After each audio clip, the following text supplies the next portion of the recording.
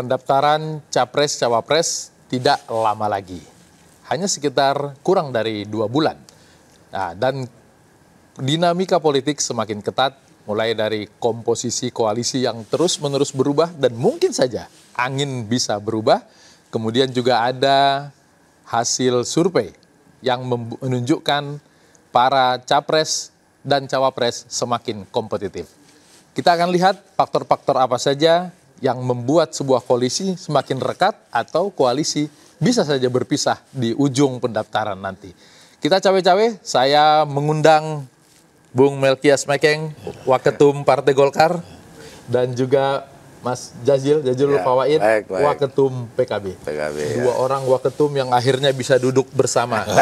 Kalau kemarin waktu deklarasi masih berdiri bersama.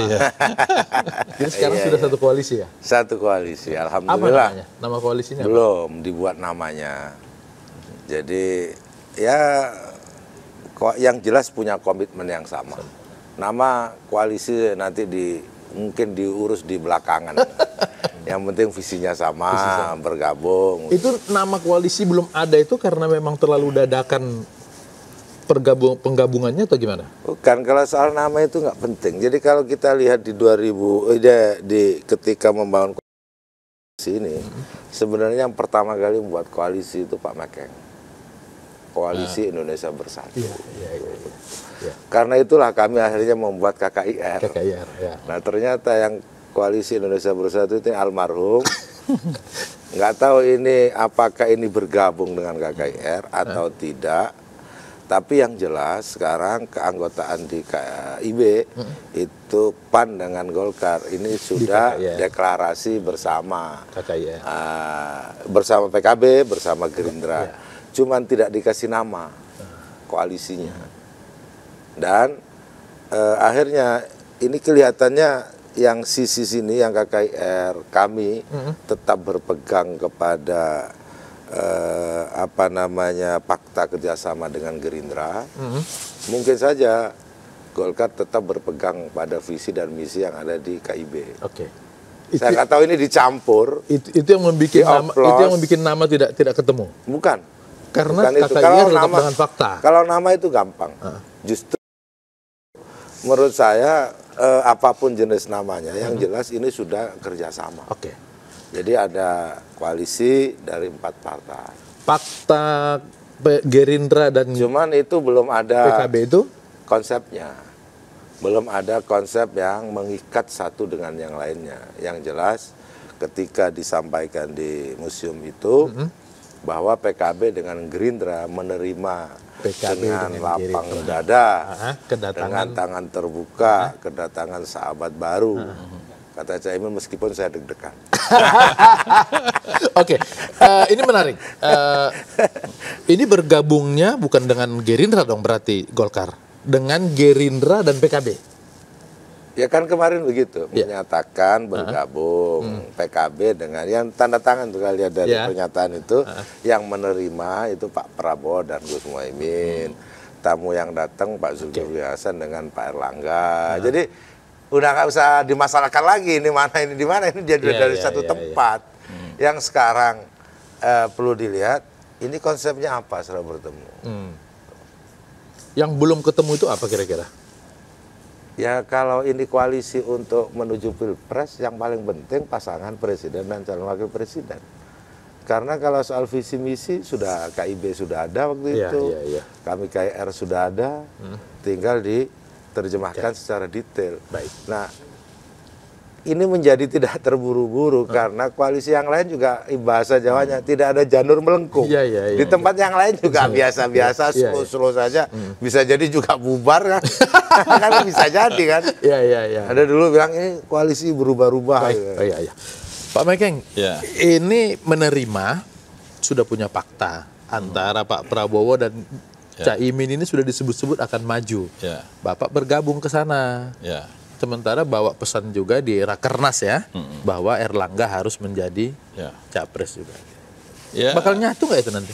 Ya, namanya politik kan semua orang pasti berusaha untuk dia punya kepentingan. Dan kita masuk di koalisinya Pak Prabowo dengan Caimin ini kan tentunya juga sudah melihat hitungan-hitungannya. Dan ini kan baru 1 minggu. Nah, prosesnya masih sekitar 2 bulan. Ya, tentunya semua partai akan mengajukan dia punya jagoannya. Nah, disitulah nanti bisa terjadi mulus-mulus saja, bisa terjadi deadlock atau bottleneck. Artinya penentuan orang kedua ini bisa menjadi musibah buat koalisi ini. Bisa terjadi seperti KIB. Lebih faktual lah contohnya. Politik itu sampai detik terakhir dia bisa berubah. Ya kita pernah ngalamin kan, yang tahun 2019 detik terakhir berubah. Ya ini masih cair semua. Itu loh. Kalau sampai tidak terjadi kesepakatan, nah pasti ada jalan keluar yang lain. Nah, itu baru kita lihat nanti realitasnya. Kalau bagi Gerindra, banyak orang menyebut karena koalisi Prabowo dan PKB ini sudah cukup lama, golden ticket untuk mendampingi Pak Prabowo itu ada di Gus Imin. Masih dipegang Teguh sampai sekarang? Itu yang ada di piagam kerjasama antara Gerindra dan PKB. Jadi fakta kerjasamanya bujinya seperti itu. Jadi Capres dan Cawapres dari koalisi KKR ini dibahas bersama Pak Prabowo dan Gus Muhaimin. Dibahas bersama? Diputuskan bersama. Belum ada nama berarti? Apanya? Belum. Belum ada nama Prabowo Caimin itu belum pernah ada keluar nama? Belum. Kalau itu sudah ada ya tentu kita PKB akan lebih senang. Karena itu yang menjadi harapan para ulama, harapan dari Muktamar, mandat yang dipegang Pak Muhaimin, itu seperti itu. Tapi 12 bulan berlalu, belum ada juga keputusan siapa calon presiden dan calon wakil presiden. Kemarin sempat bikin pantun. Pak Mekeng dan teman-teman juga masuk, PAN juga masuk. Makin rumit dong. Ya makin banyak kepala, makin pusing. Makin banyak yang harus didiskusikan. Kemarin tapi kalau di politik pusing kan? Biasa. Sempat bikin pantun 11-12 apa kira-kira gitu? Iya memang. 11-12 kalau nggak jelas ya kami lepas. Ya itu bukan pantun, itu bukan hanya sekedar pantun, itu mandat yang dibawa oleh PKB. Itu suara hati. Sambil ngancem-ngancem dikit. Kalau waktu itu ngancamnya mungkin masih bisa bikin Pak Prabowo takut. Karena kalau PKB pergi maka dia tidak cukup suara. Sekarang sudah ada Golkar. Dengan Golkar saja Gerindra cukup nggak? Oh iya cukup. Malah lebih besar suara Golkar. Di antara 4 partai yang berkoalisi itu di parlemen Golkar yang paling besar. Ya. Jadi habis Golkar, Gerindra, terus PKB dan PAN. Jadi itu nanti faktor-faktor itu yang akan menjadi muncul dalam diskusi. Ini siapa nih yang duduk dari wapres ini? Dan yang penting harusnya semua partai yang duduk itu dia harus mikirin yang penting menang. Bukan siapa yang jadi wapres, siapa yang jadi ini. Tapi kalau cuma asal taruh wapres terus kalah juga nggak ada gunanya. Yang penting koalisi 4 partai ini seandainya ini tetap abadi harus menang. Ya harus menang. Artinya sebetulnya ketika nanti hitung-hitungan itu muncul ketika duduk bersama harus ada yang mengalah. Ya tentunya dong. Salah satu pasti ada yang kalau 4 berarti 2 kan 3 yang 1 udah presiden. Capres sudah. Berarti 3 ya, 2 harus ngalah. Nah itu yang proses mengalahnya ini yang akan alot. PKB punya Caimin,